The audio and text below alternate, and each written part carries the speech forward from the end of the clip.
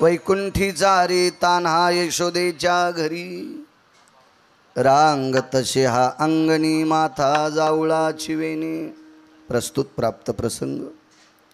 निवडलेला अभंग विश्वमान्य विश्वभूषण विश्वाधिकार विश्वप्रिय देवमान्य साध्वी जनाबाई यांचा कालापर प्रकरणातील प्राप्त प्रसंगी निवडलेला अभंग. विठाला विठाला प्राप्त प्रसंगी निवडलेला अभंग गंगाखेड निवासी साध्वी जनाबाई या माऊलीचा अभंग आहे. वारकरी संप्रदायातलं फार मोठं टोकाचं रत्न जनाबाई. या अभंगाद्वारे आईसाहेब नमूद करतात वैकुंठाचा हरी यशोदेच्या घरी आहे. ताना यशोदेच्या घरी कसा आहे. रांग तसे हांगणी माथा जावळाचे वेणी. चिमुकला आहे, रांगायला लागलेला आहे, डोक्यावर सुंदरशी जावळ आहेत. अलंकार सांगितले. पायी पैंजण आणि वाळे हाती नवनीताचे गोळे. इतक्या कमी वयामध्ये विश्वाच्या मालकाच्या हातात यशोदाई साहेबांच्या घरी लोण्याचा गोळा आहे. धन्य यशोदा ते माय दाशे जणी वंदीपाय. साध्वी जनाबाई नमूद करतात की यशोदा धन्य आई आहे, खरंच ती धन्य माय आहे, खरंच तिचं वात्सल्य धन्य आहे की त्या यशोदेच्या चरणावर मी नतमस्तक होते असं साध्वी जनाबाई म्हणतात. त्यार्थी यशोदाई साहेब किती मोठे असतात. हा साधा सोपा सरळ अभंगाचा अर्थ. विठाला विठाला कामाशी काम वर्णन करील, कीर्तन करील, निघून जाईल. ज्याच्या दारात गाय आहे त्याच्या घरी स्वर्ग आहे असं बाळूचं वाक्य नाही. वैकुंठवासी रामचंद्र महाराज डोंगरोजी महाराज म्हणायचे. काय महात्मा होऊन गेले श्रीमद भागवत पुराणामध्ये. श्री गुरु रामचंद्र महाराज डोंगरोजी महाराज म्हणायचे ज्याच्या घरी गाय आहे त्याच्या घरी गोकुळ आहे, ज्याच्याकडे गाय आहे त्याच्याकडे स्वर्ग आहे. किती मोठ्या गायी गणेशराव तुमच्याकडे. वा. मी श्री गुरु सद्गुरु गुरुवर्य संजयजी पाचपोर बाबा यांचा आदर्श घेतला आणि गाईचं बांधकाम शेतात केलं. एखाद्या वेळेस तुम्ही या. आता तुमची गाय तर आमची इथे येणारच आहे. वा वा. तुमच्या इथला गोवंश आता आमच्याकडे. वा. तोही सेवा करायचा योग मला. एक मोठ्या लोकांना एक विनंती करतो, तुमच्या बुटाला हात लावून प्रणाम करतो. जे श्रीमंत माणसाने दारात एक गाय पाळी जरा जो देव तुमचं चांगलं करीन. एकच पाळी जा, एकच. उठलं की सुटलं. आमचे कीर्तनकारही म्हणतात शेतकऱ्यानं गाई पाळा. अरे कसा पाळीन रे, ज्याचं दुकान उघड्यावर आहे रे. 15 दिवस झालं पळाट्या उपटायच्या, तुरीचे सडं उपटायचे, पाळ्या घालायच्यात, रोटर करायचे, नाना प्रकारची नांगरट करायची. बेजार येत रे वरून राजा, त्याला घराच्या बाहेर निघू देईनं आणि त्याला गाई पाळायला सांगता. अरे तुमचे बंडलं रबलं बंडलाला इतळले रे, अजून बुडाच्या बंडलाला हात लावला नाही. इतके पैसे आहेत तुमच्याकडं. एक एक गाय पाळी जा. त्या गायीच्या आशीर्वादानं तुमचे लेकरं तुम्हाला म्हातारपणी नीट सांभाळतील. पाळी जा एक अर्धी गाय पाळी जा, देव चांगलं करेल तुमचं. हो. नवऱ्याला सांगा जा तुम्ही काय पाळायचं. हा. मेकअपचं सामान आणायला त्याला जशा सांगता तसं गाय आणायसाठी सांगा जा. तुमची जीभ वाकू देत जाणं. तिला येल्डिंग झालेली आहे, जरा नरम कराम ती जीभ. सांगा न पप्याच्या बापाला आपल्या दारात एखादी गाय पाळी जा म्हणून. पाळी जा पाळी जा पाळी जा. हो.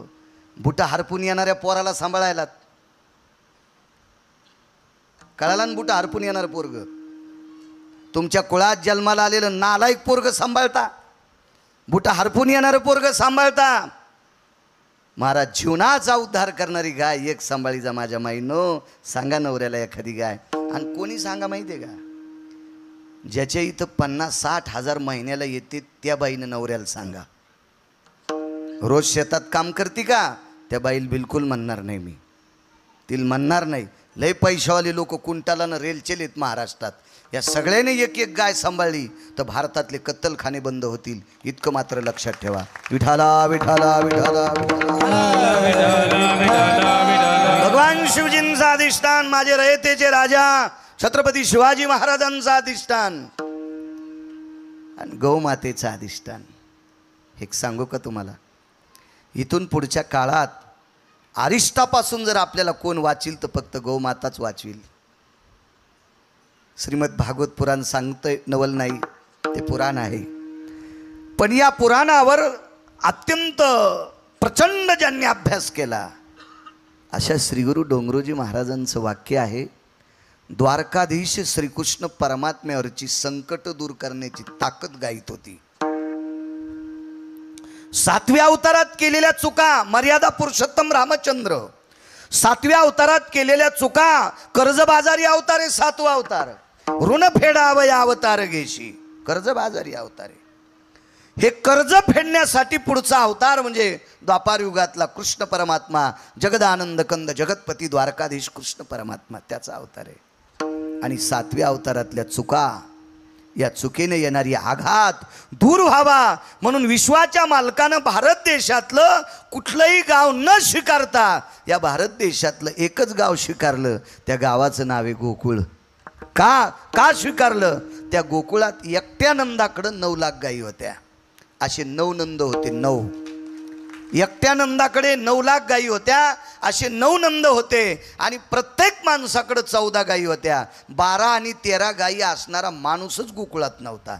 एकट्या नंदाकडे 9 होत्या. मी सांगतो म्हणून ऐकायचं नाही. नैवम गिरगावकर लिखितम, आई तुझा मी एकुलता एक, गाई राखी तो 9 लाख, गाई राखुनी झिजली नख, मला जीव घाल, यशोदे घराकडे चाल, मला जीव घाल.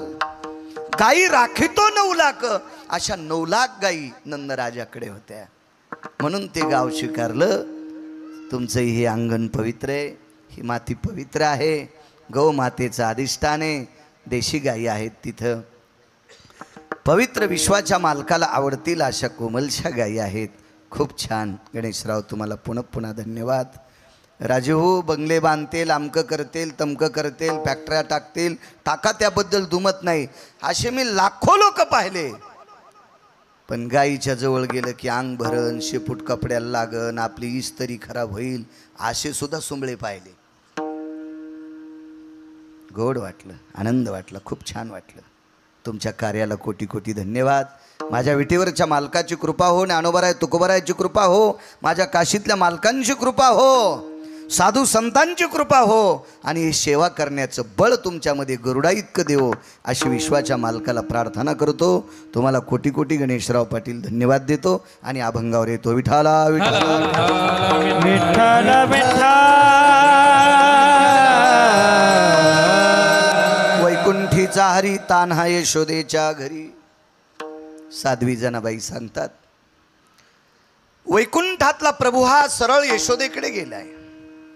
अंशात्मक अवतार 24 झाले, त्याच्यापैकी पूर्ण अवतार राम आणि कृष्ण आहेत. दुर्जनाचा येणे करोणी संहार, पूर्णावतार रामकृष्ण. दुर्जनाचा संहार करण्याकरता 2 अवतार पूर्ण आहेत, राम आणि कृष्ण. मग 7व्या अवतारात मर्यादा पुरुषोत्तम रामचंद्र वैकुंठातले भगवान विष्णू परमात्मा देवकी मातेच्या पोटी जन्माला आले, तिथेच थांबले. म्हणून वैकुंठेचा हरी आणि कौशल्याच्या घरी असं म्हटले नाही. वैकुंठीचा हरी तान्हा यशोदेच्या घरी. नाविन्य का, आश्चर्य का, नवल का? कारण झाला देवकीला, देवकीच्या समोर प्रगट झाला. नंदाच्या घराला मजने गोकुळाला, मला गोकुळाला घेऊन जा.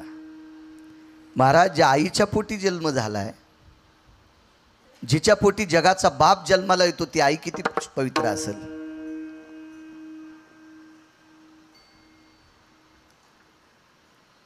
दहावीला एका मुलाला मार्क चांगले पडले.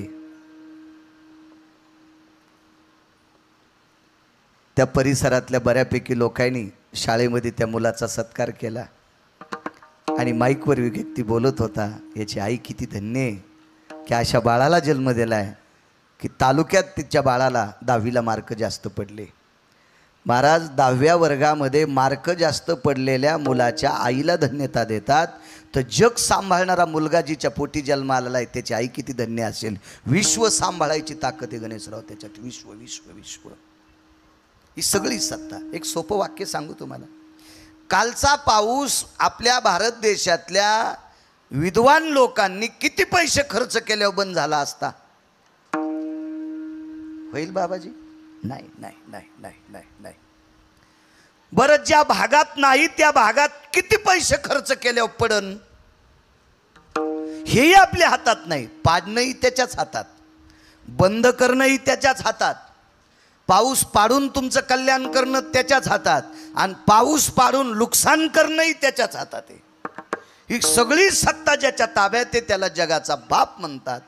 आणि हा विश्वाचा बाप देवकी मातेचा पुत्र आहे. ती किती अधिकारी असेल महाराज? पिता किती अधिकारी असतील प्रभूचे?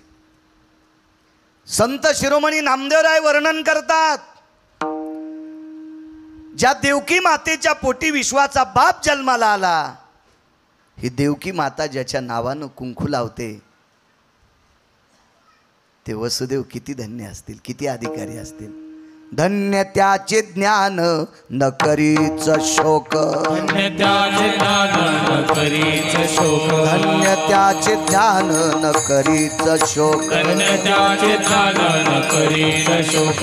वधिता बालक नामा म्हणे, वधिता बालक नामा म्हणे, वधिता बालक नामा म्हणे. धन्य त्याचे ज्ञान न करीच शोक, वधिता बालक नामा म्हणे.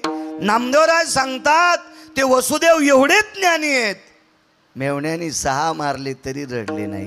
मूर्खापशी रडत नसतात ते ज्ञानी असतात, नालायकापशी रडत नसतात ते ज्ञानी असतात, हरामखोरापशी रडत नसतात ते ज्ञानी असतात, आणि दुःखाला कंटाळून स्वतःच्या देहाचा त्याग करतात ते अज्ञानी असतात.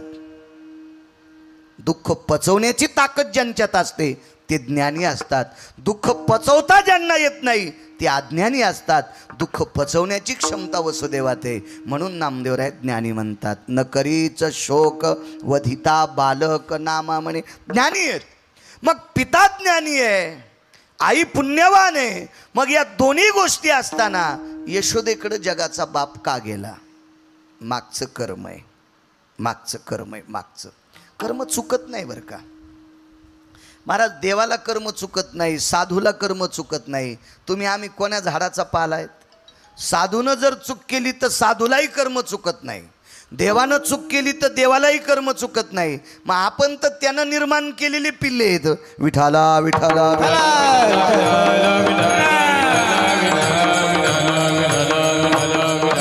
विश्वाच्या मालकानं एका किराताचं पोरग मारलं. ते भजन करत होतं, भजन करत होतं. हे नेहमी सांगायचो. वशिष्ठाच्या कोर्टातला न्याय चुकला. महाराज, वशिष्ठांची चूक काढायची गिरगावकराची काय लायकी, काय पात्रता आहे? माझी काय लायकी? पुराण सांगते.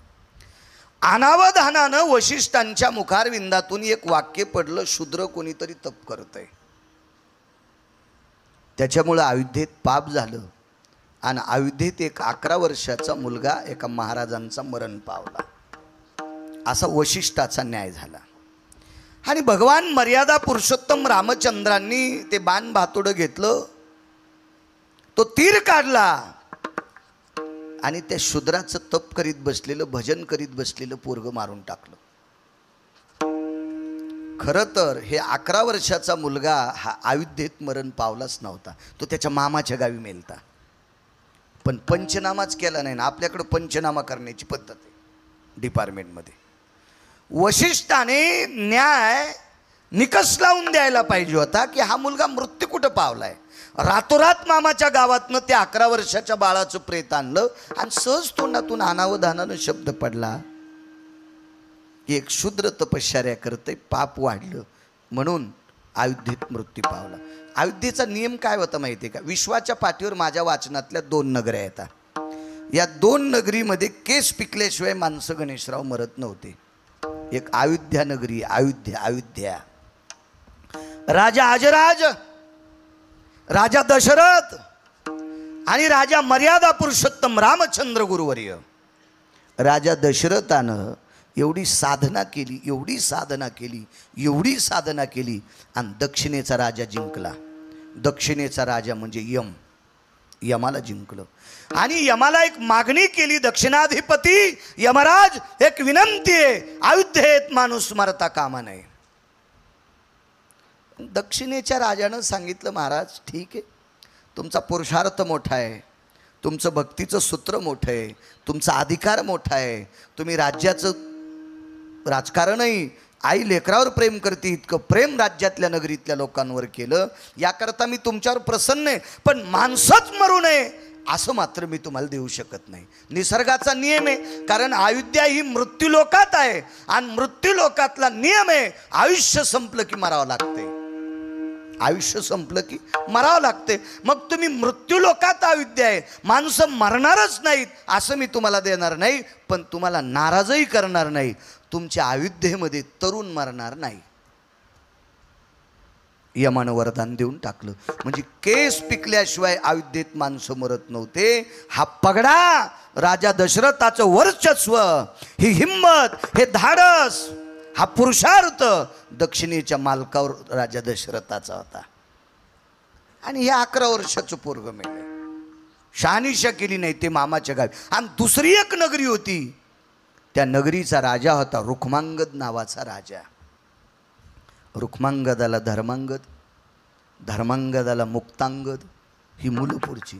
मुक्तांगदाचा कोण होता घरी गेल्यावर वाचा ना, सगळ्या गोळ्या एकखट्या घेतल्यावर रिॲक्शन येत असते. आणि मी गुतं थोडंच घेतलं, रुक्मांगद, धर्मांगद, मुक्तांगद, बस झाली तिघं. आता याच्या पुढचं तुम्ही पाहणं, तुम्ही सुधर जा म्हणजे आमची लोक नीट कीर्तन करतील. तुम्ही जर नाही सुधरले ना मग गाणेच म्हणतील, गाणेच म्हणतील, काही विषय नाही. त्याच्याकरता तुम्ही सुधर जा, अभ्यास करा. काही ग्रंथ विकत घ्यायची काम नाही. तुमच्याकडे केवढाली मोबाईल येतं, तुम्ही त्याच्यावर बोट दाबल्याबरोबर सगळी ग्रंथ त्याच्यात येतात, सगळी ग्रंथ येतात. पण तुमचं बोट तिथं जाईच ना, ते दुसरीकडेच चाललं चॅटिंग करायला, कोणाला कमेंट टाकायला, काही टाकायला. हे 1-2% भंगीरायला तर कमेंट टाकायचं लयच ना दे.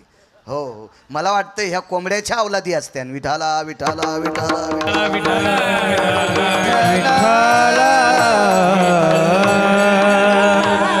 काही गरज नसतं. मला असं वाटतंय पक्वाद्याला त्यानं बोलावं की ज्याला पक्वादातलं कळतंय. ज्याला ढोलकीची अक्कल नाही त्यानं पक्वाद्याला कशाला कमेंट टाकायची. नरकाला जाशील हरामखोरा.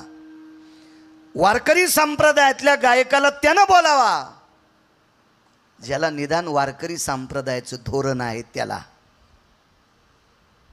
ज्याला लोकनाट्यातल्या गाण्याची अक्कल नाही त्यानं वारकरी लोकांना नाव ठेवायची कशाला कमेंट टाकतो बंगिऱ्या. खालून संसार पेटन तुझा. एखाद्या महाराजालाच टाकतील, एखाद्या कोणाला भजनेला टाकतील, एखाद्या कोणालाच टाकतील. नाही म्हणे तो महाराज नालायक आहे. अरे ते महाराज नालायक आहे, तो भजन्या नालायक आहे, ते पक्वाद्या नालायक आहे. या तिघायला कमेंट टाकू नको. या तिघायला बलिणारा हरामखोर आहे, त्याला जाऊन हाणणं. बाबाजी पाप करणाऱ्याला जे बोलित का ते हरामखोर असतात. पाप करणाऱ्याला नाव ठेवू नका. पाप करणाऱ्याला जे बोलित का ते हरामखोर असतात. कशाला यायलाच करायला लागलास तू आगावपणा. कारण गणेशराव, समाजात 2% लोकांकडे चुकीचा पैसा आलाय. म्हणून ते चुकीच्या पैशावाली माणसं चांगल्या महाराजांना मानणारच नाहीत. इतकं मात्र लक्षात ठेवा. कारण त्यांचे पैसेच चुकीचे असतात. हो, ते वाम मार्गाने आलेले असतात. म्हणून ते चुकीच्या ठिकाणी जात असतील. म्हणून चुकीचं काम करणाऱ्या लोकांना नाव ठेवायचं नाही. चुकीच्या लोकांना अनुमोदन देणाऱ्या हरामखोरांना नाव ठेवा ना, तुमच्यात हिंमत असेल तर. विठाला विठाला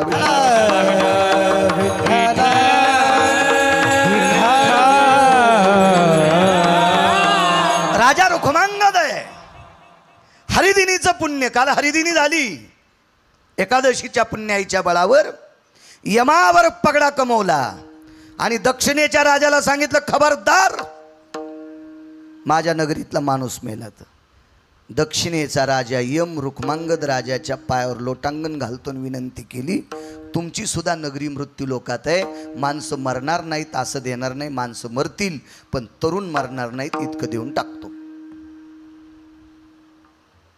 2 नगऱ्या, 2 अजून वाचनात आहेत, ऐकण्यात आहेत 2, पण मला अजून त्याचा पुरावा सापडला नाही म्हणून माईकवर बोलायचं नाही. माईकवर आपण जर बोललो तर पुढचा विचारेल ती कोणती नगरी होती, धोतर पिवळं वाचन आपलं. आधारा वाचून काय सांग शिका. आणि वारकरी संप्रदायातल्या लोकांनी बापू आधार नसल्याशिवाय बोलायचंच नाही. चुकीच्या गोष्टीत माणसं इतके चिकित्सक आहेत, इतके हुशार आहेत, कीर्तनकारानं म्हणायचंच नाही ए तुला 10 अभंग पाठ आहेत, गाथे पाठ करणारी माणसं पुढे आहेत. विठाला विठाला विठ्ठला विठ्ठला विठ्ठला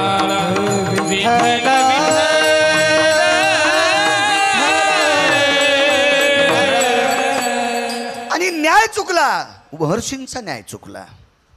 प्रभू रामचंद्रांनी बाण मारला, बाईनं प्रेत दारात आणलं. वेगात सांगतो, सारखी रडत होती. सुमंतानी पाहिलं, बाईला विचारलं. बाईनं मांडी खालचा बाण काढला आणि सुमंत प्रधानाला दाखिला. प्रधानजी, या नगरीचे मालक राजा रामचंद्र, मर्यादा पुरुषोत्तम सीतापती दशरथ नंदन कौशल्यानंदन रामचंद्रांनी माझ्या बाळाला मारलं. बाई, बाळाला पेटून दे. येते प्रधानजी, पेटून देऊन येते, त्याबद्दल दुमत नाही. मला माहीत आहे मेलेली माणसं मशानात नेत असतात, पार्थिव मशानात नेत असतात, याचं मला ज्ञान आहे प्रधानजी. पण एकच विचारायचं आहे, या नगरीच्या राजाने माझ्या मुलाला का मारलं? त्यानं काही चूक केली ती का? एखाद्या स्त्रीकडे बघून वाईट शब्द वापरला का? तिच्याकडे डोळे वटारले का? तिला अपशब्द बोललाय का? तिच्यावर हात उचलला का? एखाद्याची वस्तू उचलली का? चौर्यकर्म केलंय का? निषदकर्म केलंय का? धर्माच्या बाह्यकृत्य केलंय का? बाई होती महाराज, लावरं चित्र सशी रानडुकर धरणारी बाई. पण मुलगा सात्विक जन्माला आला, त्याची ताकद मिळाली आणि त्या ताकदीवर जगाच्या बापाच्या प्रधानाला बोलत होती. काय चुकलंय माझं? विचारू द्या त्याला. नाईलाज झाला. सुमंत आतमध्ये गेले आणि विश्वाच्या बापाला सांगितलं, प्रभू तुम्ही एका किराताचं पोरग मारलंय, बाई दारात प्रेत घेऊन ये, तिला काय न्याय द्यायचा ते ठरवा. विश्वाचा बाप थरथर कापत होता. अरे आपण चूक केली. एक शिकाऱ्याचं पोरग जर भजन करीत असेल तर आपण त्याची पाठ थापटावी, पाठ थापटावी, पाठ थापटावी.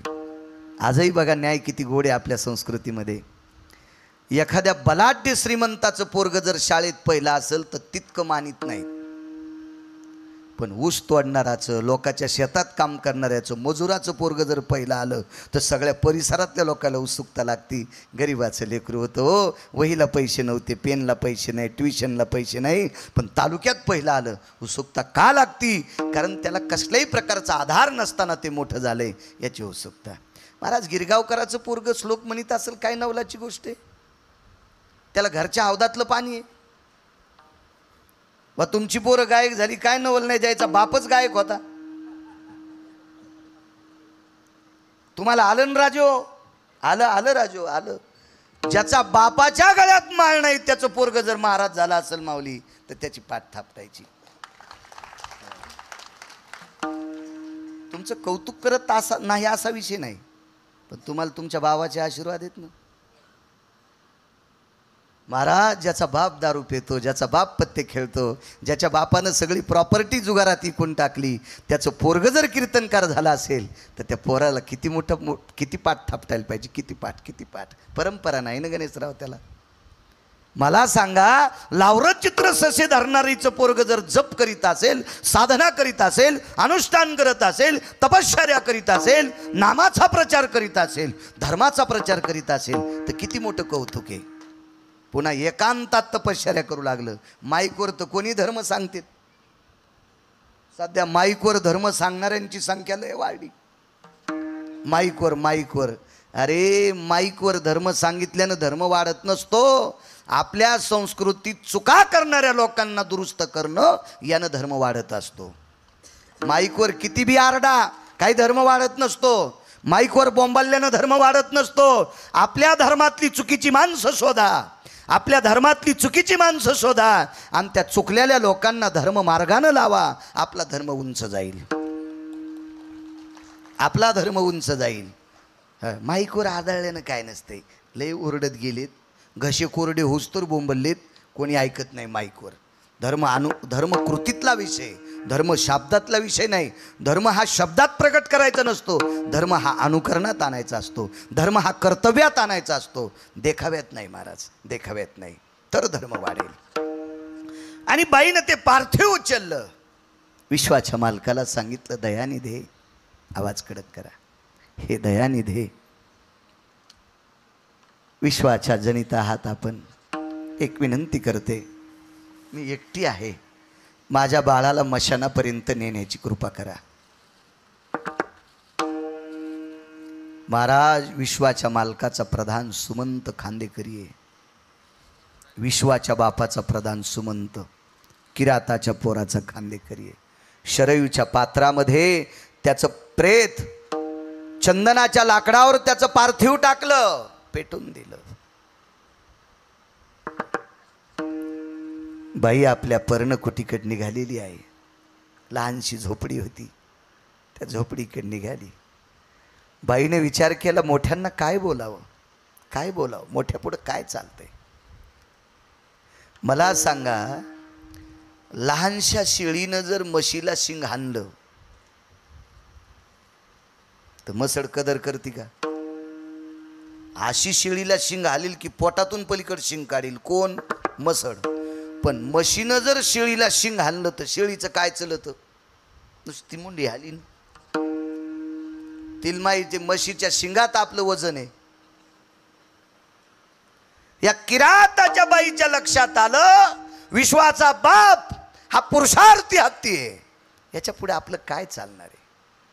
तिने वाणी खराब केली नाही, शब्द खराब केले नाही, जीभ खराब केली नाही. ती शांतपणाने मुलाकडे पाठ केली. त्याचा धूर गगनात गेला आणि ती आपल्या झोपडीकडे तोंड करून चलत होती. पण टस टस टस टस टस टस तिच्या डोळ्यातलं पाणी पडलं. प्रभो, उलट केलंस रे माय बापा, हे देवा उलट केलंस रे माझ्या जीवनात. अरे ज्याच्या हाताने माझं सगळं व्हावा अशी सोयीची क्रिया, पण उलटी केलीस रे देवा. आईच्या हातानं पोराची क्रिया करून घेतलीस देवा. जाऊ दे, तुझ्यापाशी न्याय देवा, मी तुला काय बोलणार आहे देवा. आणि तिच्या अंतःकरणातून एक ध्वनी पडला आणि तो ध्वनी विश्वाच्या मालकाच्या अंगावर आदळला. देवा, देवा काय गुन्हा केलता रे माझ्या मुलाने? ही आंधळ्याची उतार वयातली काठी मोडून टाकलीस रे देवा. काय केलंस देवा? तुला शाप देण्याची माझ्यात लायकी नाही रे देवा. पण तिचा टळटळाट लागला. एक लक्षात ठेवा, शापाला उशाप आहे, शापाला गणेशराव उशाप आहे. पण एखाद्या गरीबाचा जर टळटळाट लागला ना, तर तो टळटळाट फेड्याशिवाय गत्यंतरच नाही. पिढ्यानं पिढ्या जाळी तो टळटळाट, पिढ्यानं पिढी. म्हणून गरीबाचे शाप घेऊ नका. गोरगरिबाचा टळटळाट कधीच घ्यायचा नाही, कधीच घ्यायचा नाही. त्याच्या अंतःकरणाचा जो टळटळाट आहे का, ते एका बॉम्बपेक्षा भारी असतो, अणुबॉम्बपेक्षा सुद्धा भारी असतो, लाखो बंदुकीच्या गोळ्यापेक्षा तो भारी असतो. त्याचा टळटळाट आहे, तो घ्यायचाच नाही, नाही घ्यायचा. आणि विश्वाच्या मालकावर तो टळटळाट आदळला. आणि श्रुतीनं सांगितलं, प्रभू एक लक्षात ठेवा, पुढचा जन्म तुम्हाला देवकी मातेच्या पोटी जन्माला भेटल. पण लक्षात ठेवा, 7व्या अवतारात एका किराताच्या बाईचं पोरगं मारलं. तिचं पोरगं मारल्याच्या नंतर जितकं दुःख तिला झालंय, तितकंच दुःख तुमच्या जन्मदात्या मात्या पित्याला होईल. फक्त तुम्हाला मारण्याची ताकद तिच्यात नाही. महाराज 6 भावानं मारले, 6ही मारी दुराचारी, 7वा योग मायेनं नेलाय देव आमच्या रोहिणी मातेच्या उदरात. आणि 8व्या जन्माला आल्यावर इतकी प्रसन्नता, इतका भाव, इतकी श्रद्धा, इतकी आतुरता, इतकं वात्सल्य दोघांकडं समुद्रापेक्षा विशालत्व पांगलेलं आहे वसुदेव देवकीला. पण कर्म नो गहनो गती. 7व्या अवतारातलं कर्माचं गाठोडं जगाच्या बापाच्या डोक्यावर होतं. महाराज तितकी उत्सुकता मातीत घातली आणि स्वयं सांगितलं, मला इथं ठेवू नका, नंदाच्या घराला, मजनेई गोकुळाला. महाराज मागचं कर्माचं बिरडं होतं, याच्यातून मुक्तताच नव्हती. म्हणून आई वडिलाला सोडून यशोदेच्या घरी गेलाय. म्हणून पहिल्या कडव्यात वैकुंठीचा हरी, वैकुंठीचा हरी, वैकुंठीचा हरी, वैकुंठीचा हरी, वैकुंठी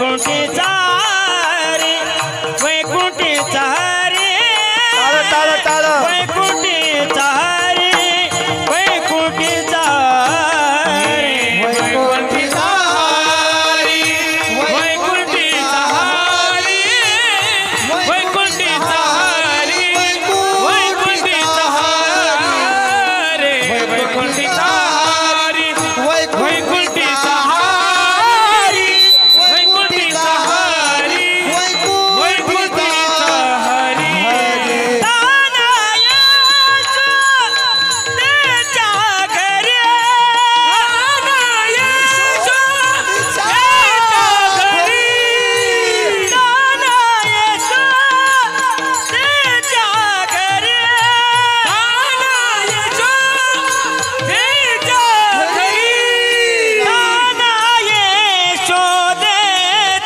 घरी ताना यशोदेच्या घरी रांगत से हांगणी रांगत से हांगणी रांगत से हांगणी रांगत से हांगणी रांगत से हांगणी रांगत से हांगणी रांगत से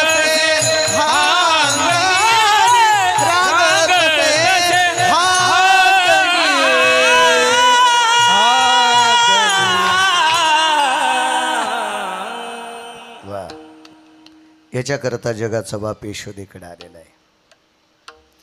बरं यशोदेकडंच का? भारतात काही दुसरी गावं नव्हती का? गणेशराव तुमचंही गाव असेल त्यावेळेला, संभाजीनगर असेल त्यावेळेला, हस्तिनापूर दिल्ली असेल त्यावेळेला, किती गावं असतील बाबाजी भारत देशात.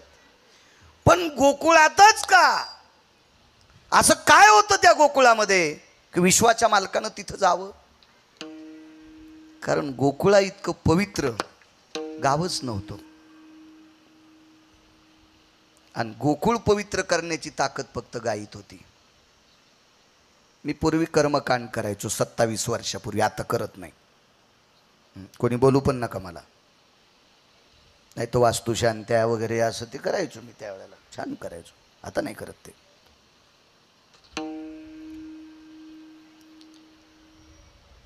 तर मी ज्या घरची वास्तुशांती करायला गेलो त्या माणसाला पहिलं सांगायचो की वास्तुशांतीच्या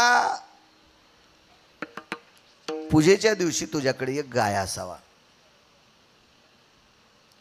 ते म्हणायचं महाराज दक्षिणा काय घ्यायची ते घ्या, पण ती गायीचा कुळा माग लावू नका.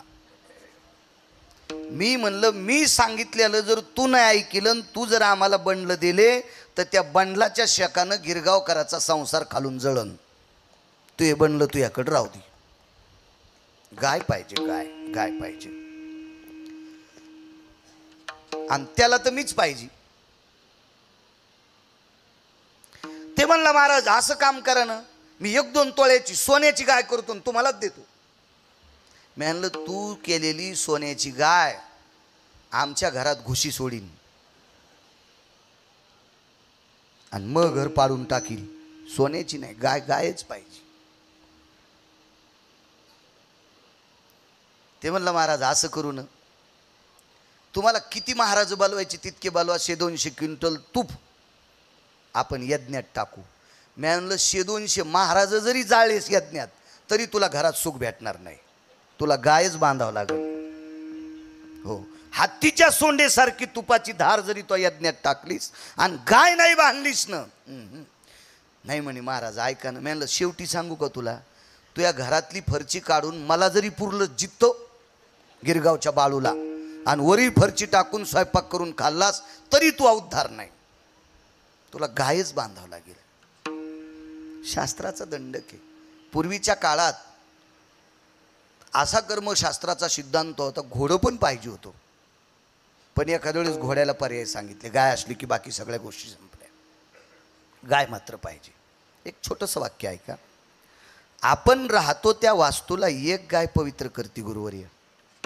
एक गाय पवित्र करती, आपण राचतो त्या घराला.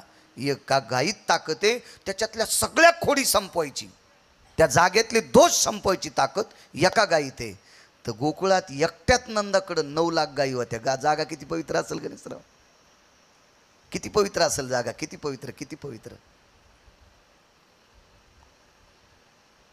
तुम्हाला एक सांगू का, तुम्ही राहता संभाजीनगरला, पण इकडे कधी चक्करला आले, नुसत्या गाईच्या गोठ्यात जर जाऊन आले ना, गाईच्या गोठ्यात, तर 100 पंढरपूरच्या वाऱ्या केल्याचं पुण्य तुम्हाला प्राप्त होतं.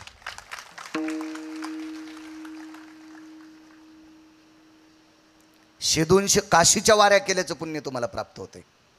एवढा मोठा गाईचा पुरुषार्थ, इतका मोठा गाईचा पुरुषार्थ आहे. तुम्हाला एक सांगू का, पैशानं गिरगावकर विकत घेताल, देव नाही घेता येत. काय म्हणायचं बाबा? पैशानं गिरगावकर विकत घेता येईल, देव घेता येईल का बाबा? बापू घेता येईल का? नाही घेता येत, नाही घेता येत. महाराज नंदराजानं गायीच्या पुरुषार्थानं देव विकत घेतला, पैशानं नाही, फक्त गायीच्या सेवेनं देव विकत घेतला. गायीच्या सेवेनं जगात सगळी काही गावं त्यानं पाहिली. महाराज वैकुंठ काय सामान्य वैकुंठ, एवढा नाही, सगळी अधिष्ठानं पाहिली, पण विश्वाच्या मालकाला तेच ठिकाण आवडलं, ते फक्त गोकुळ. कारण तिथं गायीच्या पदस्पर्शाने पुनीत झालेली माती होती. ठीक आहे, मागचं कर्म आई वडिलाला सोडलं असेल त्याबद्दल दुमत नाही, पण माझं मत आहे, मग देवकी यशोदेकडेच का, दुसरीकडे का नाही गेले? तर दुसरीकडे याच्याकरता नाही गेले की दुसरीकडे तितक्या गायी नव्हत्या, त्या गायी फक्त गोकुळातच होत्या. म्हणून आईसाहेब पहिल्या कडव्यात म्हणतात, वैकुंठीचा हरी, वैकुंठीचा हरी, वैकुंठीचा हरी, वैकुंठीचा हरी, वैकुंठीचा हरी, वैकुंठीचा हरी, वैकुंठीचा हरी, वैकुंठीचा हरी. वैकुंठीचा हरी, वैकुंठीचा हरी, वैकुंठीचा हरी, वैकुंठीचा हरी, वैकुंठीचा हरी, वैकुंठीचा हरी, वैकुंठीचा हरी, वैकुंठीचा हरी. काना यशोदेच्या घरी, काना यशोदेच्या घरी,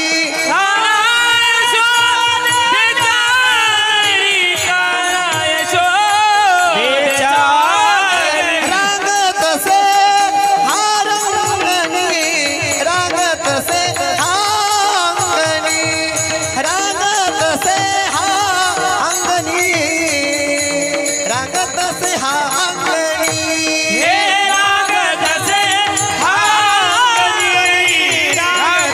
से हा अंगणी, रांगत से हा अंगणी. याच्याकरता गोकुळ स्वीकारलंय. बाबाजी गणेशरावांनी मी मागितली ती गाय मला दुधाची दिली असती, पण मला दुधाची न्यायची नव्हती, कारण मला दुधाकरता भरपूर पैसे आहेत. ती छोटीच कालवड का मागितली, मला तिला सेवा करण्याचा योग येतोय.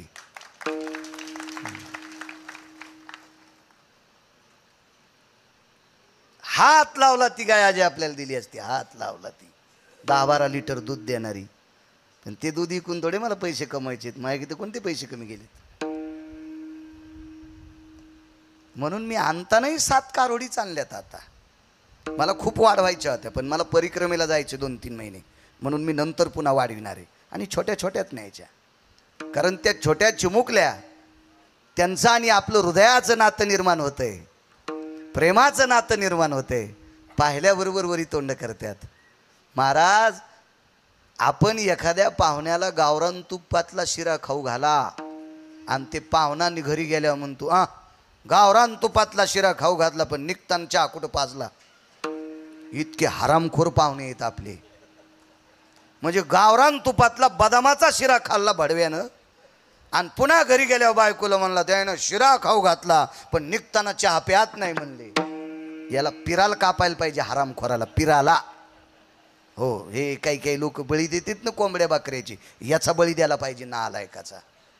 म्हणून हे रक्ताच्या नात्यातले सुद्धा बेईमान होऊ शकतात. अब्जावधीची संपत्ती बापानं पोरासाठी कमवली, ते पोरग सुद्धा बेईमान होऊ शकते, गाय नाही बेईमान होऊ शकत, नाही बेईमान होऊ शकत ती, नाही बेईमान होऊ शकत. गणेशराव, तुम्ही रातच्या 2 वाजता जरी गाईच्या गोठ्यात आले आणि गाई जर नाही उठल्या तर मरुस्तर कीर्तन करायचं नाही. इतकं प्रेम देणारी याती फक्त गाईची आहे, गाईची. नात्यातली माणसं एखाद्या वेळेस म्हणतील आले असतील, पडतील, झोपू द्या, सकाळी बोलू, सकाळी बोलू म्हणतील, सकाळी बोलू. गाय नाही, तात्काळ उठेल. माझ्या पोटाची सोय करणारा माझा मालक आलाय, इतकं जिला कळतं. तिला गाय म्हणायचे, तिला गाय म्हणायचं, तिला गाय म्हणायचे. फक्त वेळेला पाणी द्या, वेळेला चारा द्या, तुमच्यासाठी 2 वाजता पण उठेल, 2 वाजता उठेल. इतकं प्रेम. आणि त्या गायी गोकुळात आहेत म्हणून जगाचा बाप आला. एक तिसरा मुद्दा आहे. मग मला सांगा, मागचं कर्म होतं याच्याकरता आई वडिलाला सोडे. गोकुळात गायीच्या पदस पुरुषानं बाबाजी पवित्र भूमी आहे म्हणून गोकुळ स्वीकारलं, पण यशोदाच का? गोकुळात दुसऱ्या बाई नव्हत्या, बायका नव्हत्या का बाबाजी? बापू नव्हत्या का? मग यशोदाच का? तर त्याचा एक छोटासा मुद्दा सांगतो तुमच्या पुढे. यशोदेच्या जीवनात गणेशराव अग्नीची सेवा घडली.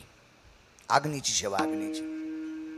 आपल्या कर्मकांडाचा, वारकरी संप्रदायाचा, वैदिक संस्कृतीचा, सनातन संस्कृतीचा एक पायंडा आहे. आपल्या सर्व देवता अग्नीच्या मुखानं जेवतात, अग्नीच्या मुखानं. देवता आपल्याला भेटू शकत नाहीत, भेटू शकत नाहीत देव आपल्याला, पण अग्नीच्या मुखात टाकलेलं अवदान सर्व देवांना प्राप्त होते. त्याचं सूक्ष्मीकरण होतं. त्याचे 2 सिद्धांत आहेत, 2. माझा एक मोठ्या मोठ्या लोकांचा सिद्धांत आहे. आता हे भंगिरी पुस्तकं वाचिणारी याला मानित नाहीत, नाही मानू द्या. मी रात्रीच्या कीर्तनात बोलून गेलो, नाही मानू द्या. काही माणसं मानित नाहीत ना. माझ्या देऊतले मालक म्हणले, मानील तो देईल काही आणि न मानील तो नेईल काही. आपण आपल्या विचारावर ठाम असलं पाहिजे. वारकरी संप्रदायातल्या, सनातन संस्कृतीतल्या लोकांनी आपल्या नियमावर ठाम राहिलं पाहिजे. 4-2 नालायक पुस्तकं वाचिलेल्या भंगिऱ्याच्या मनावर आपण नाही अधिराज्य करायचं, आपण आपल्या याच्यावर अधिराज्य. त्यांचं नसतं ऐकायचं, ते काही म्हणतील.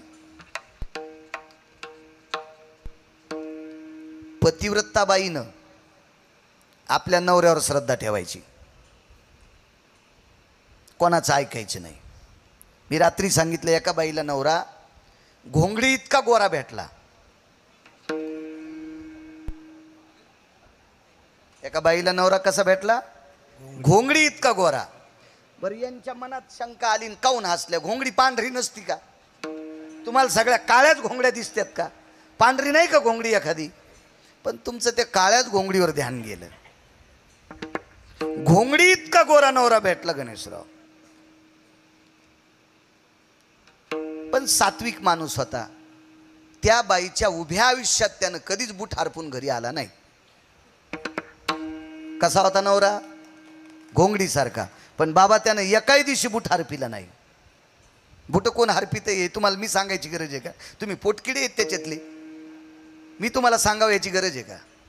जीवनात कधी बूट हरपून घरी आला नाही. जीवनात कधी बायकोला वाट पाहायला वेळ लावली नाही. जीवनात बायकोला माहेराला जाताना कधी तुटकी चप्पल दिली नाही. जीवनात बायको माहेराला जाताना कधी फाटकी साडी नाही. जीवनात कधी बायकोला या पोटाची खळगी भरण्यासाठी किराण्याची अडचण येऊ दिली नाही. नवरा कसा होता माहिती आहे? घोंगडीसारखा. कसा रंग आहे नवऱ्याचा? घोंगडीसारखा. महाराज इतकी जीवनात त्याच्या सुखसोयी होती म्हणून ती पतिव्रता स्त्री त्याला पांडुरंगा इतकी, बाबाजी त्याला भगवान शिवजी इतकी मानित होती. पण शेजारणीच्या पोटात डबा उठला. तुम्ही अजून बी लक्षात घ्या, शेजाऱ्याच्याच पोटात डबे उठत आहेत म्हणून आपले घर पेटत आहेत, नाही तर तसा जाळच होत नाही घरात.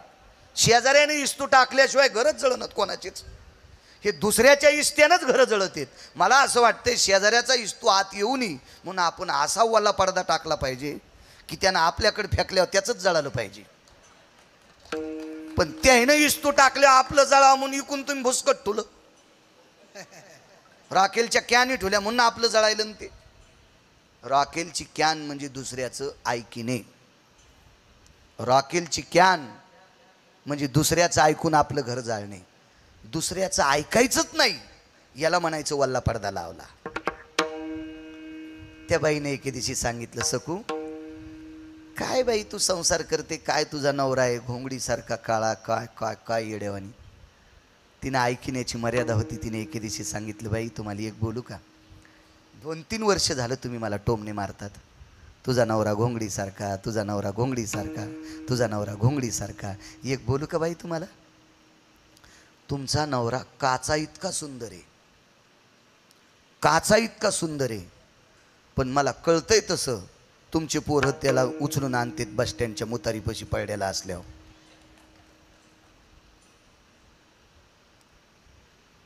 माझा असू द्या घोंगडीसारखा, पण दिवस माळवायच्या आधी आमच्या संसाराची काळजी करून घरी येतो. महाराज याला म्हणायचं पतिव्रता. तिची निष्ठा काही सांगू द्या, पण तिची निष्ठा तिच्या पतीवर होती, तितकी निष्ठा आपल्या धर्मावर असली पाहिजे, तितकी निष्ठा आपल्या संतावर असली पाहिजे, तितकी निष्ठा आपल्या संस्कृतीवर असली पाहिजे. भंगीर यायचं नाही ऐकायचं. हे सांगणारे कानात शिस वाटणारे नालायक कुंटालानं जन्माला येतील, पण आपले कान त्यांच्या हातात द्यायचेच नाही. विठाला विठाला विठाला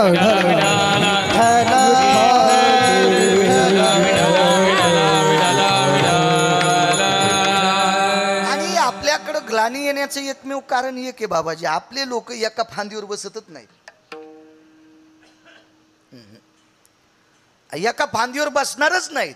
आज तुमच्या पाया पडतील की उद्या लगेच पिराच्या पाया पडायला जातील, की पराच्या दिवशी लगेच कंदुरीला लिंब घेऊन जातील. हे इतके भंगिरे येत नाही. त्याच्यामुळं नेमकं यायला कोणता देव यांच्याकडे येईल त्या देवाला पण पंचायत पडती. हा जाऊ द्या मी झोपतो तेव जाईन, तेव देव म्हणतो जाऊ द्या, त्या दिवशी तिकडे गेलतं ना मी राहतो तेव जाईन. एकही येत नाही, याचा भोगा होतोय. आपल्याला सवय लागली. ईदच नास्ती परण लभ्यते. मी रात्री सांगितलं, दोन्ही पेवावरी ठेवू जाता हात, होय अपघात शरीराशी. 2 जागेवर हात ठेवले आपलं शरीर थांबते का? कोणती एकच फांदी धरा, आपुला तो एक तेने विना जीवा. 17 जागेवर. किती नालायकपणा, किती नालायकपणा. आषाढ महिन्यामध्ये लक्ष्मी देवीची पूजा करत असतात. लक्ष्मी देवीची पुराणाचा निर्णय, तुकोबाराय पुराणाला मानतात, पुराणाचा सिद्धांत आहे. लक्ष्मी देवीची आषाढ मासात पूजा करतात.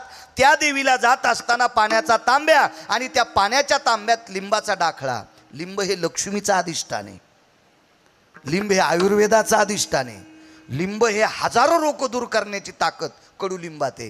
म्हणून त्या लिंबाचा ओला डाखळा त्या पाण्यात ठेवायचा, जगदंबेच्या दर्शनाकरता जायचा आषाढ महिन्यात. आणि आषाढ महिन्यात रोगाची लागण जास्त होत असते, दलदलीचं वातावरण असतं, पाणी दूषित होत असतं, बऱ्यापैकी पक्वान्न दूषित होत असतात. आणि म्हणून त्या देवीचं दर्शन घ्यायचं, त्या पाण्यात त्याच्यातलं काही पाणी त्या देवीला समर्पित करायचं आणि त्या लिंबाच्या डाखळ्याचा तो ती खालचा कोंब असतो ते त्याच्यात त्या पाण्यात असा घासत असतो आणि ते पाणी घरी लेकराला द्यायचं. शरीरात रोगप्रतिकारक शक्ती वाढते. तिला लक्ष्मी देवी म्हणतात.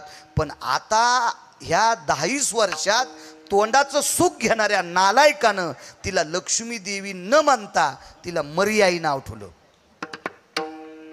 आणि तिला लिंबाचा डाखळा न नेता ढवळे लिंब नेले. त्या देवीला कोणते लिंब नेले? ढवळे. त्या देवीला ढवळे लिंब आवडत नाहीत. याच्या जिभेचे चोचले पूर्ण करण्याकरता देवीला बदनाम केलं.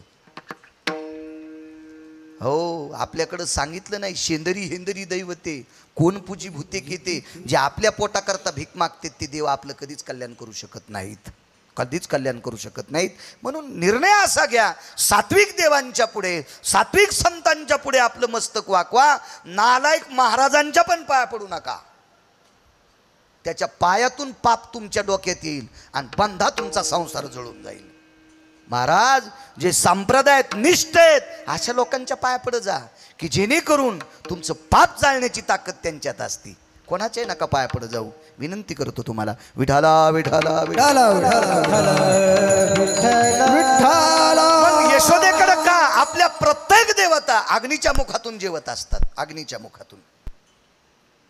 एक माहिती असावं गणेशराव तुम्हाला, आपल्या जुन्या काळातल्या बायका चुलीवर स्वयंपाक करायच्या. आता काळ गॅसचा आलाय, मी त्याच्या विरोधात बोलणार नाही. काला तस्मै नमा, त्याच्या विरोधात नाही बोलणार.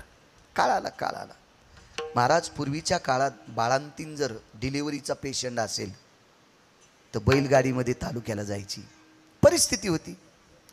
आणि काही काही रस्त्यानं अशा गाडीवाटा होत्या बाबाजी की त्या गाडीवाटानं बैलगाडी चलत नव्हती, म्हणून बाजावर त्या स्त्रीला ठेवीत आणि त्या बाजाला दांड्या लावीत. प्रेत नेतात का प्रेत, असं त्या डिलिव्हरीच्या पेशंटला खांद्यावर हॉस्पिटलपर्यंत नेत. तो काळ सांगतोय, तो काळ.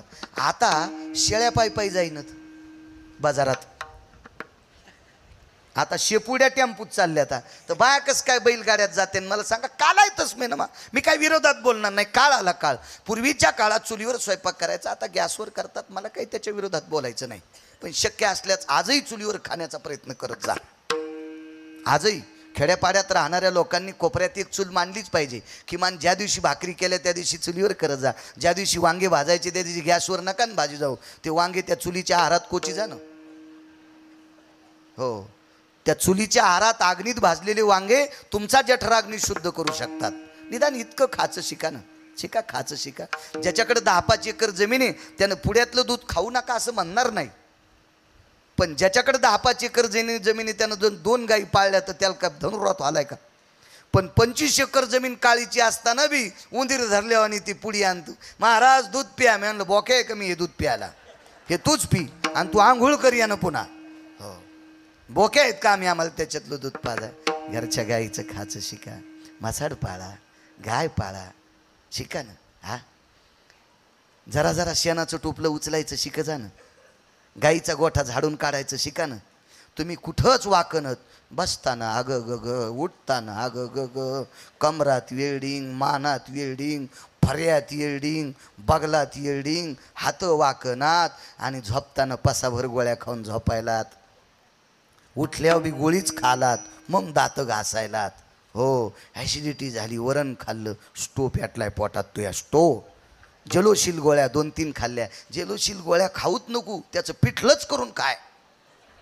हो, 2-4 भाकरी कर जलोशील गोळ्याची, तुझी ॲसिडिटी कायमची जाईल. कामं करायचं शिका ना. 500-500 एकरवाली माणसं येडा करायला शेतात जात होते.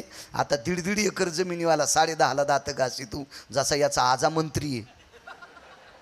हा, मोकार सोसायटीचा अध्यक्ष हरामखोर कुठला, 10.5ला दात घाशी तू. तुला ज्यानं बायको दिली त्याचं नशीब फुटलंय, त्यानं तुला पोरगी दिली. ना आलाय का, तिचं नशीब पालथं. तू यासारखा सुंब्या भेटलाय तिला. विठाला विठाला विठाला विठाला विठाला विठाला. हे उद्योगंवर धमते लक्ष्मी. माणसानं काम केलं पाहिजे. आपण कर्मभूमीवर आलोत झोपण्यासाठी नाही. झोपीनं जर आयुष्य वाढलं असतं तर आजगराची संख्या जास्त झाली असती. हे मोठाले लोक मोठे होतेत ना, हे खाली बसल्या बसल्या दिल्लीतल्या लोकांचे हे वाभाडे काढतात हे नालायक लोक. अरे त्या लोकांना झोपा नाही ता, रात्रंदिवस ते लोक बेजार आहेत बाबाजी. तेव्हा ती लोक मोठे होतेत. आणि हे उगेच आपले हे दुसऱ्यावर जळणारी माणसं. नाही, काम करायचं. आपण जितकं काम करू तितकं मोठे मोठे होत राहू. चला, चुलीवर स्वयंपाक असायचा. टिकल्यावाल्यांनी जुन्या सासूला विचारा, आजच सासूला विचारा कशी पद्धत होती जुन्या काळात. जुन्या काळातली बाई जर भाकरीला बसली किंवा चपात्या करायला बसली, ती बाजरीची असेल, गव्हाची असेल, ज्वारीची असेल, मकेची असेल, उडदाची असेल, कळण्याची असेल, मिसळ्याची असेल, ही आंबाडीच्या त्या पिळ्याची भाकरी असेल, ह्या भाकरी करायला बसलेली जुनी बाई रुपया एवढी भाकरी करीत होती. आधी 8 आण्यासारखी, रुपयाच्या नाण्यासारखी एक भाकरी करायची. ती तयावर टाकायची. ती भाजली की ती भाकरीचा, ती छोटीशी भाकरी चुलीत टाकायची. 2 थेंब पाण्याचे टाकायचे आणि अग्नीला नमस्कार करायची. म्हणजे सर्व देवता तेवढ्या चिपट्यानं जेवायच्या. आणि तितक्या चिपट्याचा आशीर्वाद किती होता माहिती आहे का. हे अग्नी नारायणा, माझ्याकडनं तुला नैवेद्य रे. अश्विनी कुमार तृप्त व्हायचे. आणि त्या घरात त्या लोकांनी त्या चुलीवरचा स्वयंपाक खाल्ल्यावर एकाचंही पोट दुखत नव्हतं. या सर्व देवतेची कृपा होती. कारण आपण जे कमवतो ना त्याच्यातला प्रत्येकाचा भाग प्रत्येकाचा ठरलेला आहे. प्रत्येकाचा भाग. शेतकरी राजाचं जीवन बघा ना. शेतकरी राजाचं जीवन बघा. खळं केल्याच्या नंतर मात्र सांडते, मात्र जमा केलं तरी इकडे तिकडे दाणे थांबतात. ते दाणे पक्ष्यांचे आहेत, ते दाणे उंदरांचे आहेत, ते दाणे घुशींचे आहेत, ते दाणे मुंगसांचे आहेत, ते दाणे प्रत्येक जीवाचे आहेत. शेतकरी राजाच्या घरात जितकं येईल तितकं त्याचं, आणि शेतात राहील ते बाकींच्या जीवाचं असतं. महाराज, यज्ञ आहे त्याच्या जीवनात. हो, याग आहे त्याच्या जीवनात. त्याच्या जीवनात नाना प्रकारच्या यज्ञाची सिद्धांत आहे. म्हणून मी सांगतोय, ज्याच्या वाट्याला जमीन असेल तो भारत देशातला राजा असेल. ज्याच्या नावानं सातबारा असेल का गणेशराव, तो माझ्या महाराष्ट्रातला राजा असेल. त्याला नाना प्रकारचे यज्ञ करण्याचा योग येतोय. अहो, त्यानं ज्वारी पेरली, चुकून पक्षी त्याच्या ज्वारीचे कंस खातात. त्यानं गहू पेरले, सांडलेल्या ओंब्या उंदरं खातात. महाराज नाना प्रकारच्या जीवाचं पोषण करणारा शेतकरी राजा आहे. चुकून एखाद्याची गाय मसड आली, 10-5 आळा शेती खाईल. एखाद्याचा बैल आला, 10-5 कंस तो खाईल. कारण त्याच्या जीवनात कायमस्वरूपी यज्ञ असतो. तो फक्त शेतकरी राजा असतो. तो शेतकरी राजा. शेतीवर प्रेम करा. महाराज अग्नीची कृपा झाली आणि अग्नीनं त्या स्त्रीला सांगितलं, काय देऊ? एकच दे. देव माझ्या पोटी जन्माला यावा. आणि अग्निदेवाकडे गेला आणि देवाला सांगितलं, देवा मी त्या बाईवर प्रसन्न आहे. तिनं अग्नीची साधना केली आणि तिनं सांगितलं, देव माझ्या पोटी जन्माला यावा. भगवंतानं सांगितलं, अग्नी एक लक्षात ठेव, तिच्या उदरातून जन्माला यावा तिचं इतकं पुण्य नाही, पण तुझी तिनं साधना केली म्हणून तिला मी निराश होऊ देणार नाही. पोटातून जरी नाही जन्माला आलो तरी तिला गोकुळात जन्म भेटेल. तीच यशोदा. आणि तिच्याकडे 11 वर्ष 53 दिवस. वाक्य नीट ऐका, पुराण सांगते 11 वर्ष 53 दिवस तिच्या पोटातून जरी जन्म नाही घेतला तर जन्मदात्या मायबापाला सोडून 11 वर्ष 53 दिवस तिच्याकडे राहीन. तिचं नाव यशोदा आणि ती गोकुळात. म्हणून जनाबाई पहिल्या कडव्यात म्हणतात, वैकुंठीचा हरी वैकुंठीचा हरी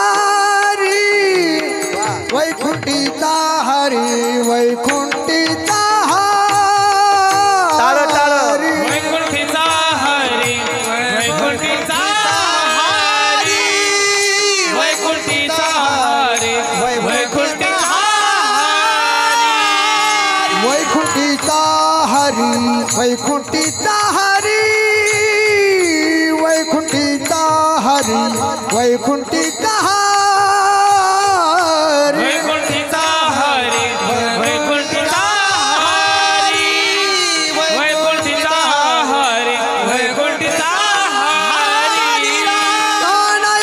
तानायश्वरीच्या घरी तानायश्वरीच्या घरी रांगत से हांगणी रांगत से हांगणी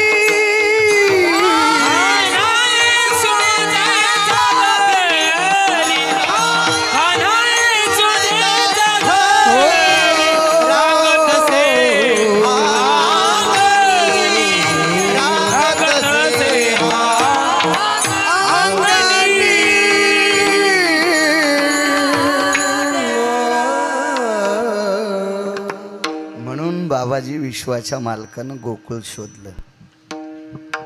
गोकुळ हे विश्वाच्या मालकाचा प्राण आहे. प्राण प्राण आहे प्राण. याच्याकरता जगाच्या बापानं आई वडिलाला सोडून गोकुळ सोडलं. यशोदेला माय का म्हणतात त्याचा सिद्धांत पुढे सांगतो. तोपर्यंत विठोबा रखुमाई कुमारी कुमार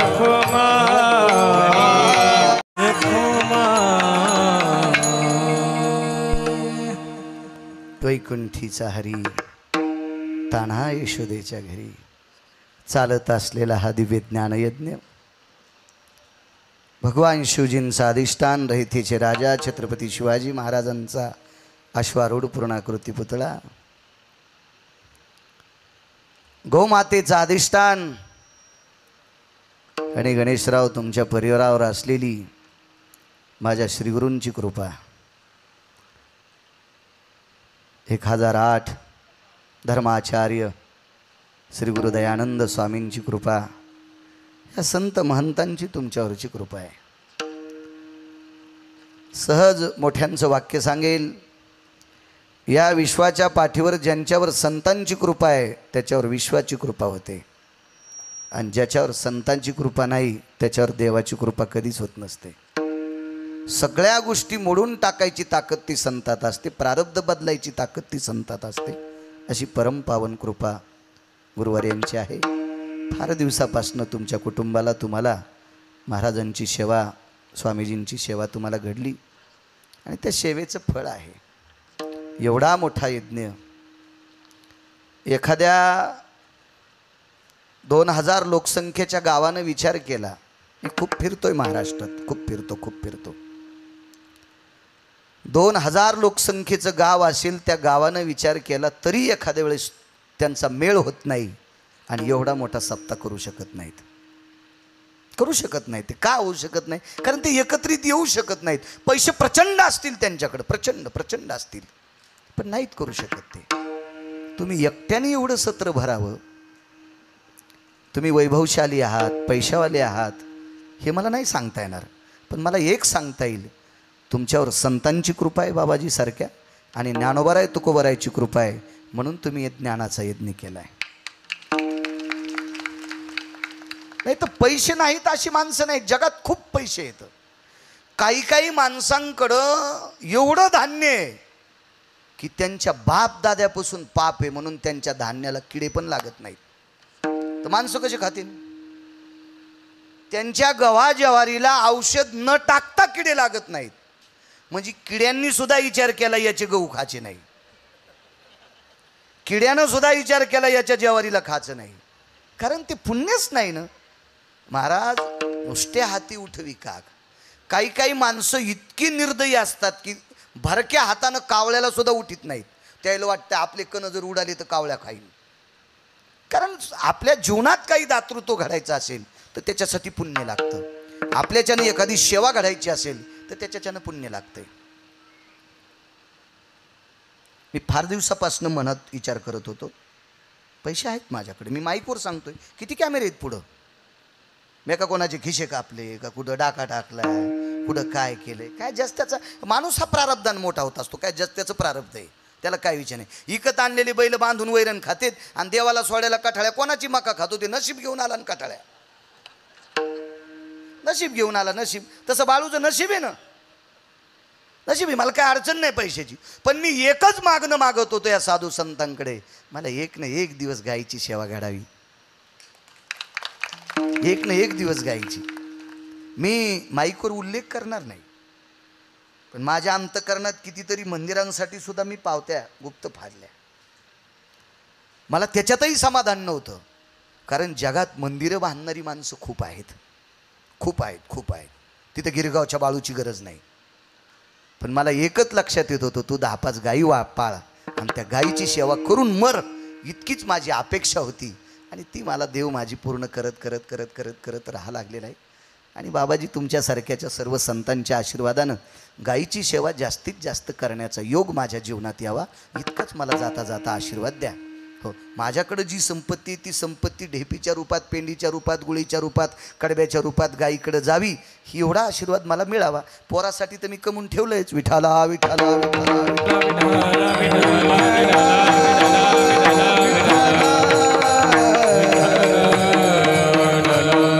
आणि ते पुण्य अनायाशे. तुम्ही कीर्तनकार नाहीत गणेशराव, तुम्ही भागवतकार नाहीत, तुम्ही शिवपुराणकार नाहीत, तुम्ही रामायणकार नाहीत, तुम्ही एखादा प्रवचनकार नाहीत, तरी पण काही नसताना तुम्हाला गायीची सेवा घडते, हे तुमच्या वाडवडिलांचं पुण्य आहे. आणि अशीच सेवा घडत राहू. आणि त्या सेवेच्या पुण्याईनं आपण प्रपंचातली माणसं आहोत, आपण भरकी माणसं आहोत. संसारातली माणसं चमचा भरू की टोपलं भर चिखलानं भरलेली असतेच. कोणी टोपलं भर, कोणी गाडी भर, कोणी ट्रॅक्टर भर, कोणी रेल्वे भर, पण चमचा भर का होत नाही, इतक्या पण चिखलानं आपण भरलेली आहेत. केवळ कारण आपण संसारातली माणसं आहोत. आणि आपण प्रपंचातल्या माणसानं हे भरकं बाजूला काढण्यासाठी हे पाण्यानं धुतल्या जात नाही, ह्याला सेवेनं धुवावं लागते. आणि ती सेवा वाडवडिलांची असावा, घरातल्या वयस्कर लोकांची असावा, संतांची असावा, अन्नदानाची असावी, गोमातेची असावी, धर्माचं नाव वाढण्यासाठी असावी, एखादं धर्माचं मंदिर होण्यासाठी असावी. ती सेवा संसारातल्या माणसाला घडली की त्याच्या भोवतालचं दूषित वलय आहे का, दूषित वायू आहे का, दूषित वलय आहे का, दूषित कवच आहे का, दूषित कंपाऊंड आहे का, हे फक्त सेवेनंच जळू शकतंय. हे फक्त सेवेनं जळू शकतंय. संतांची सेवा असेल, धर्मांची सेवा असेल, नामाचा प्रचार असेल, गौमातेची सेवा असेल, वाडवडिलांची सेवा असेल. मी नेहमी सांगत असतो, ज्या बाईचे मालक कपाळावर कुंकू आहे तिनं नवऱ्याचं दर्शन दिवसात एकदा घेतलं पाहिजे, तरच तिला महाराजाच्या पाया पडायची लायकी आहे. नवऱ्याच्या पाया पडत नसल, महाराजाच्या पडत असल, तर तिच्या पापानं महाराज धोत्रा सगळं जळण. तिची लायकीच नाही महाराजाच्या पाया पडायची. तिनं दिवसात एकदा आंघोळ केल्यावर नवऱ्याच्या पाया पडावा, तर तिला भारतातल्या महाराजाच्या पाया पडायची लायकी आहे. ज्याचे आईवडील जिवंत आहेत त्यानं दिवसात एकदा आईवडिलाचं दर्शन घ्यायचं, तरच महाराजाच्या पाया पडायचं. नाही तर त्याच्या पापानं बिचारा एखादा चांगला महाराज पण जुळून जाईल. मायबापाच्या दर्शना इतकं पुण्य. मला सोपं सांगा वाटतं, मी अडचणीत हात घालीत बी नाही, इचून निघत असते. मग डसल्यावर कोण्या दवाखान्यात जायचं. त्याच्यामुळे सोपा परमार्थ. आपल्या मालकाचं दर्शन घ्या, मग साधूचं दर्शन घ्या. आपल्या आईवडिलाचं दर्शन घ्या, मग साधूचं दर्शन घ्या. आणि चांगला साधू मालकाच्या पुण्याईनंच मिळत असतो. चांगला साधू, चांगला महात्मा, चांगला वारकरी आईवडिलाच्या दर्शनानंच मिळत असतो. ज्याला आईवडिलाचं पुण्य नाही त्याला चांगला साधू सापडत नसतो. मग 6 धुणारा सापडायचा असेल तर आईवडिलाचं पुण्य लागतंय, आणि साधुनाराला पाहिजे असेल तर मग कशाच्याच पुण्याची गरज नाही. विठाला विठाला विठ्ठला विठ्ठला विठ्ठला गणेशराव, तुमच्या कुटुंबावर महात्म्यांची कृपा आहे. एवढी मोठी महात्मे. आणि परिसरामध्ये बाबाजी तुमची भूमी तपोभूमी आहे. खूपशे यज्ञ. काल मी जिथं सर्वानंद सरस्वती महाराजांच्या आश्रमावर गेलो धानोऱ्याला, तिथं ब्रह्मलीन शिवस्वरूप काशीगिरी महाराजांच्या पुण्यतिथीचा सोहळा चालू आहे. गोडसं शिवजींचं मंदिर आहे. 108 किलोचा कळस मंदिराला बसणार पुढच्या वर्षी. 108 किलोचा. बाबाजी, हा परिसर आहे ना तुमचा, हा परिसर तपोभूमी आहे, हे देवभूमी आहे तुमचा परिसर. कारण या परिसरात यज्ञ, मी बाबाजींच्याच मार्गदर्शनात त्यांच्या अध्यक्षतेत झालेल्या कितीतरी यज्ञात कीर्तनं केली बाबा. कितीतरी पवित्र भूमी आहे तुमची. परिसर पवित्र आहे. कारण हे तुमच्या अंतःकरणात हा भाव जागा होतो ना गणेशराव. हे तुमचा नाही, ह्या मातीची ताकद आहे. ह्या मातीत केलेल्या ह्या संतांच्या भक्तीचा पुरुषार्थ आहे बाबाजी सारख्या. आणि तो पुरुषार्थ तुम्हाला स्फूर्त करत आहे आणि धर्म उंच नेण्याचं काम तुम्हाला करायला लावतोय. ह्या साधूंची ताकद आहे. धन्य यशोदा ती माय. यशोदेला माय का? माय तर देवकी आहे, मग यशोदा माय का? बापूंनी सांगितलं 10-5 मिनिटं घळघळ करा म्हणून 1च्या पुढं सरकतोय. बापूंचा आदेश होता, जरा कमी करू नका. तसं मी कीर्तन कुठंच कमी करत नाही माऊली, कधीच नाही. माप भरून सांडावा. महाराज वक्ता जर घड्याळ पाहत असेल तर त्या वक्त्याने एक लक्षात ठेवायचं, काळाची काठी आपल्या डोक्यात आहे. कारण घड्याळ कुठं पाहायची असती माहिती आहे का? चुकीचं काम करताना, भजन करताना घड्याळ पाहायचीच नाही. आणि त्यातली त्यात पाकिटं घेणाऱ्याने तर घड्याळ पाहायचीच नाही. यम इतका हानीन की इंचभर जागा ठवाचा नाही लाल करायची. यमाला कळणार नाही कुठं कुठं लाकडं हाणावा. यमाला कळणार नाही तापलेल्या गजानं कुठं कुठं चटकाने द्यावा. त्याच्यामुळे मला नाही कीर्तनात संकोच नाही टायमाच्या बाबतीत. बरं बाबा, हे घासा दिलाय कोणी? पंढरपुरातल्या मालकानं. त्याच्या मनात आल्यावर जर आता दाबला तर उद्या निरोप जातो, आदरणीय हरिभक्तीपरायण बाळू महाराज गिरगावकर विश्वात्म्यात विलीन. उद्या 12:30 वाजता त्यांचा अंत्यविधी आहे. लगेच क्लिप गाजल्या जाती, गेले दिगंबर. यायला तर आकलीचे कांदेत नाहीत, ही क्लिप कोणाला टाकावं? नदीला गेल्या आकली. हे अभंगाचं कडवं कोण्या नालायकाला टाकीत असतात का? महाराज त्या दर्जेचा माणूस असावा त्याला हे अभंग टाकावं, कोणाला नाही. विठाला विठाला विठाला विठ्ठला विठ्ठला. महाराज, व्यक्ती स्वातंत्र्य झालं संप्रदायात. प्रत्येकाला वाटते माझी जहागिरी. नाही माऊली, आम्हा कीर्तनकाराची संप्रदायावर जहागिरी नाही. या संप्रदाय जहागिरी आधुरीव लोकांची आहे, ज्यांनी संप्रदाय जिवंत ठेवलाय.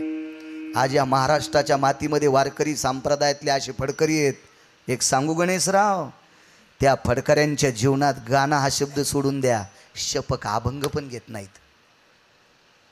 शपक अभंग घेत नाहीत. अभंग काय साधना असेल या लोकांची.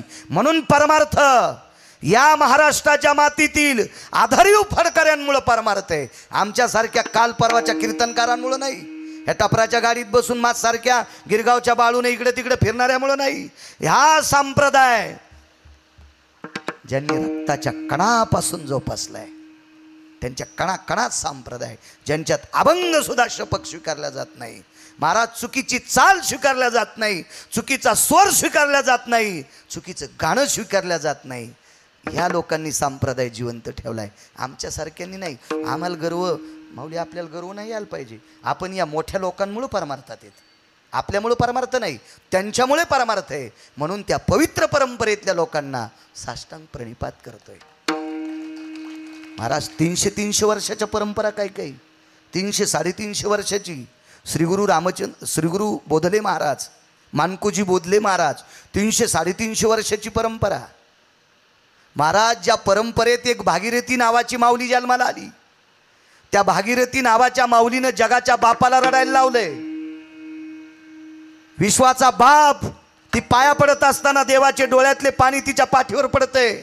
अशी भागीरथी त्या पवित्र मानकोजी बोधले महाराजांच्या कुटुंबात जन्माला आली. त्या कुटुंबातले वारकरी सध्या आता जयवंत बाप्पा आहेत. बाप्पांचे वडील दादा आहेत.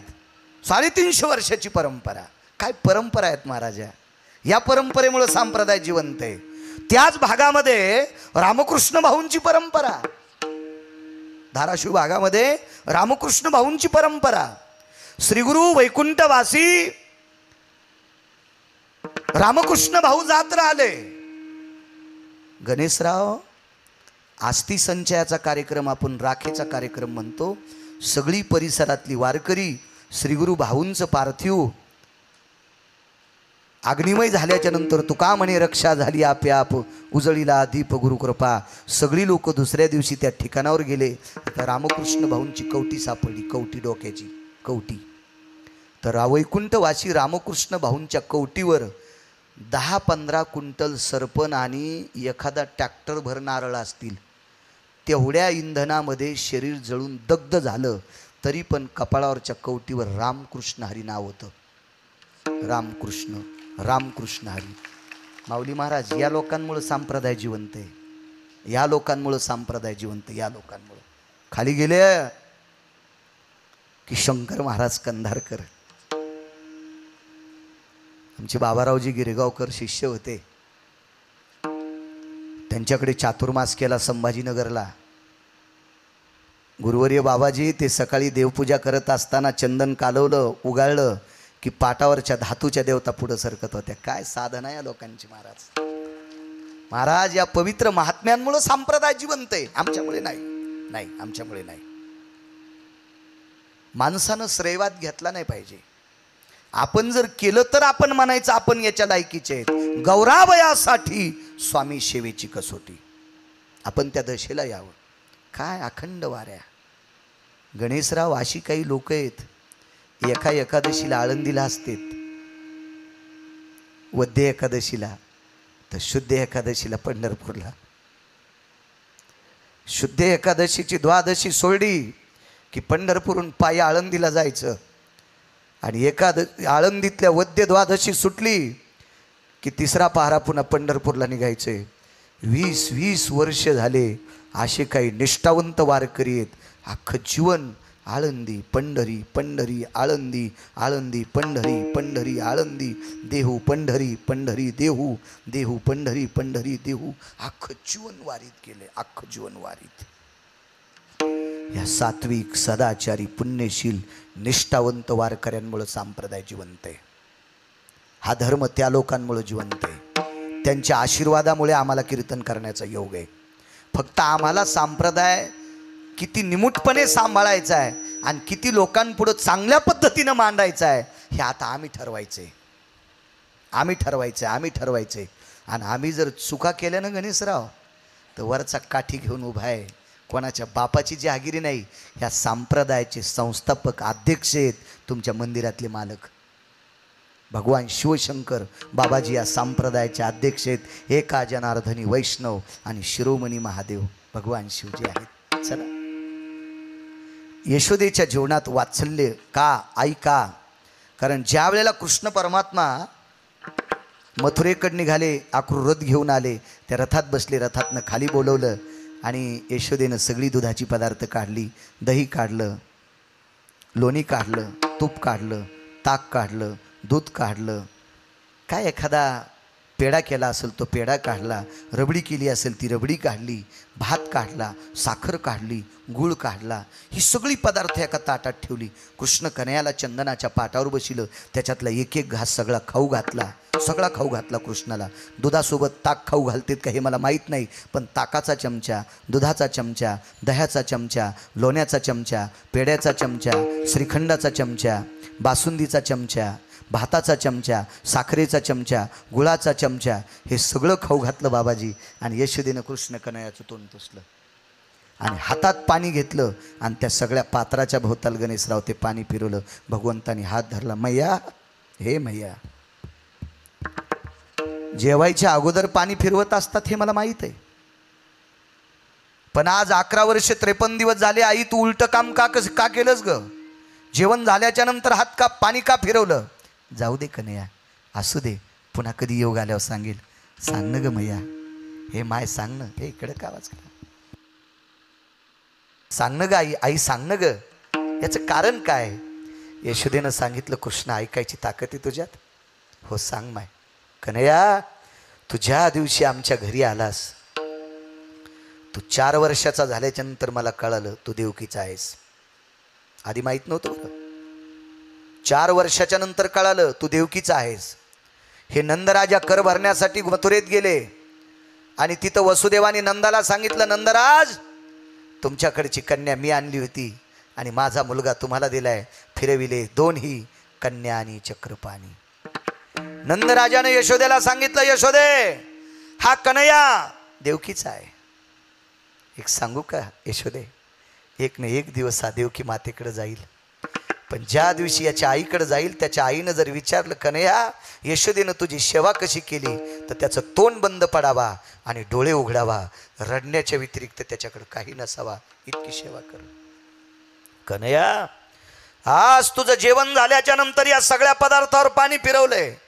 पेढ्यावर असेल, दुधावर असेल, दह्यावर असेल, तुपावर असेल, लोण्यावर असेल, श्रीखंडावर असेल, बासुंदीवर असेल, भातावर असेल, गुळावर असेल, साखरेवर असेल, एवढ्या पदार्थावर पाणी याच्याकरता फिरिलं.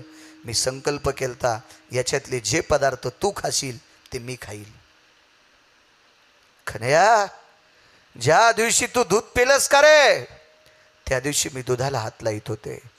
कन्हैया, तू ज्या दिवशी दही घेतलंस का रे, कडकडतं ऊन जरी असलं तर तू ज्या दिवशी घरचं दही घेतलं नाहीस त्या दिवशी मी दही तोंडाला लावलं नाही रे कन्हैया.